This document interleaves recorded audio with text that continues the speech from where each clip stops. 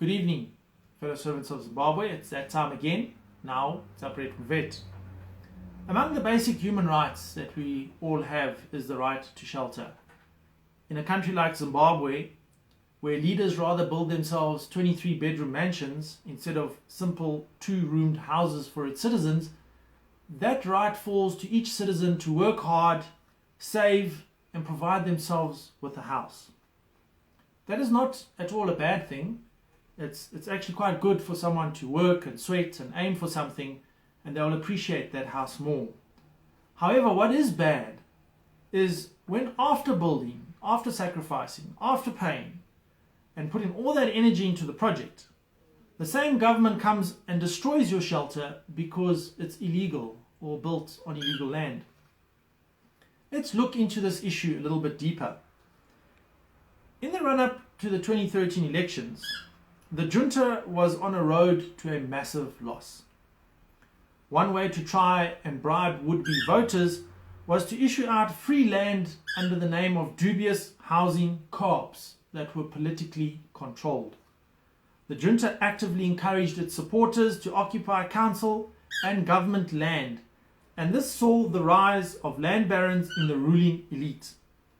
In fact, this was a strategic move on their part in 2 points.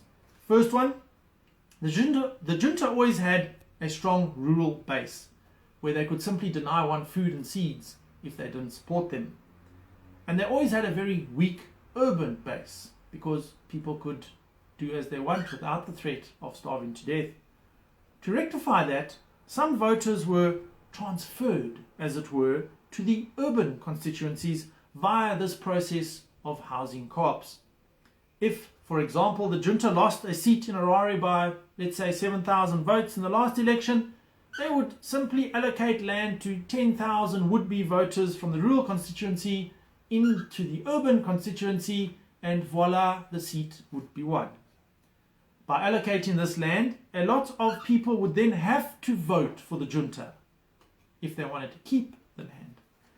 And that process would be carried on for years, thereby buying loyalty at each and every election at the threat of being removed. If you are in any doubt as to who controls the land barons, simply look at the flag that accompanies the Zimbabwe flag that is put up at these housing co-ops. Also, look at the names given to these co-ops with the full blessing of the junta. An example, Boramuged in Glenora, Gracelands in Kambuzuma, and Mujiba na Chimbrido in Mpompoma. In an attempt to look as if they are actually doing something about this, the junta appointed the local government ministry to look into this land baron issue. Apparently there was 15 junior land barons that were arrested. However, we're not that naive. We know that not even one of the senior chefs behind these co-ops was arrested.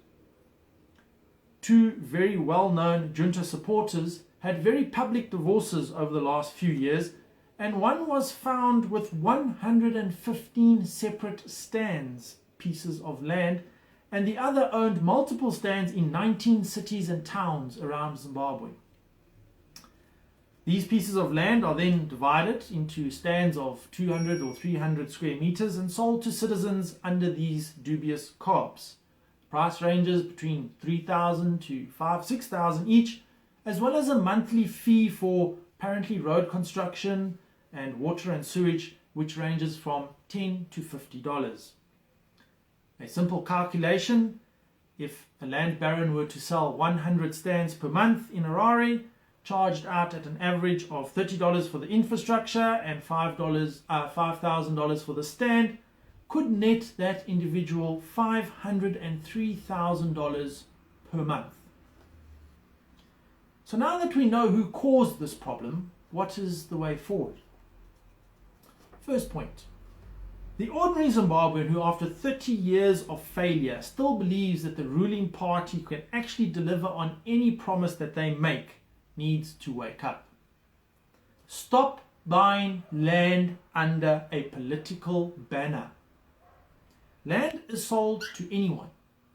All you got to do is go into council and inquire about registered land, and stop believing that land for votes is a good idea. 2. Council must put an immediate stop to demolishing houses. Instead, register those houses that have been built and start charging monthly rates and taxes.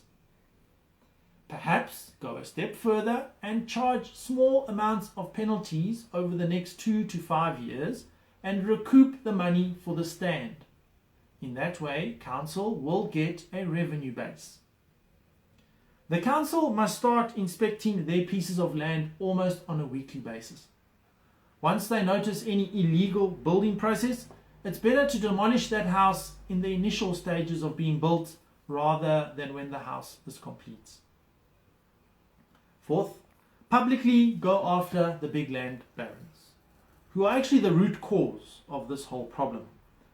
Even if you cannot prosecute for political reasons, release that information to the public. Let the citizens know what properties they own and where they live, and I'm sure we will figure out what to do. Lastly, my own observation, it is very painful for one to build and then lose their home, especially if that's all you have. The current junta has no compassion for these citizens, and it's about time us as citizens realize that. Zimbabwe is run by a dictatorship. There is no rule of law anywhere. To try and follow procedure and law is not possible in Zimbabwe. Personally, if it was me, I would not buy any land until such time as we change those in power. Trying to build something in Zimbabwe now is like pouring water into a bucket that has got holes in it. It's time to get a new bucket. And that brings an end to another episode of Brett Mvet's News.